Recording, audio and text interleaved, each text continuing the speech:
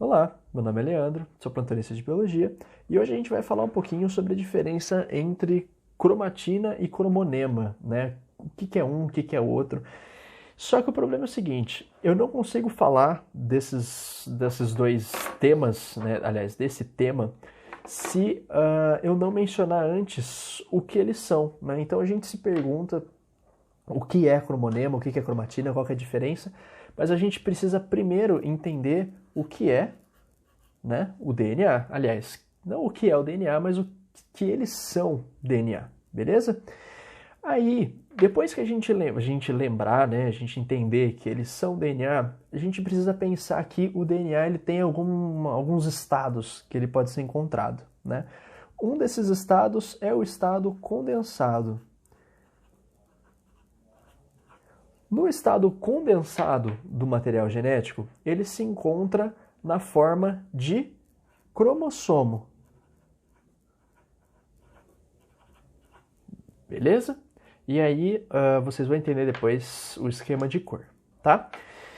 Se ele não está condensado, vem a outra forma dele, que ele está descondensado. Beleza? E aí, ele estando descondensado, opa, mexi a folha aqui um pouquinho, ele estando descondensado, o que pode rolar? Né? A gente pode encontrar ele descondensado de duas maneiras, a gente tem dois nomes, né? A biologia e seus nomes.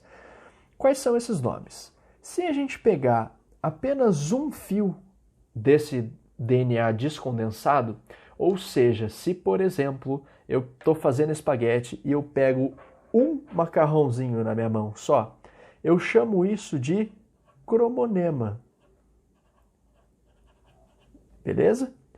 Se eu estou fazendo espaguete e eu estou olhando para o conjunto de macarrão, ou seja, se eu estou olhando de cima, né, da panela e eu estou vendo todo aquele macarrão dentro da panela, eu chamo isso de cromatina.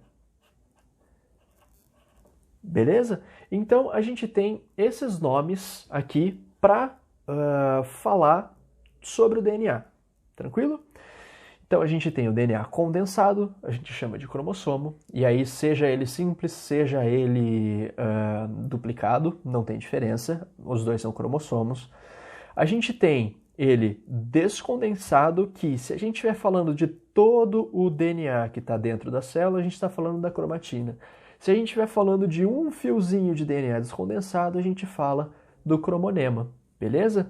Então, a ideia é essa, tá? Primeiro, diferenciar o DNA condensado do descondensado e depois ver se eu estou mencionando um fiozinho só ou se eu estou falando de todo o DNA que tem na célula, tranquilo? Só que a ideia é a seguinte, por que eu escrevi cromossomo e cromatina em laranja e o cromonema em verde aqui? Porque é o seguinte, o cromonema, a palavra cromonema, apesar dela ser uma diferenciação do DNA e tudo mais, a gente não utiliza tanto, beleza? E se a gente não utiliza tanto, que nome a gente utiliza para um fio de DNA? Normalmente cromossomo, tá? Cromossomo é meio que o nome coringa que a gente dá para todo fio de DNA.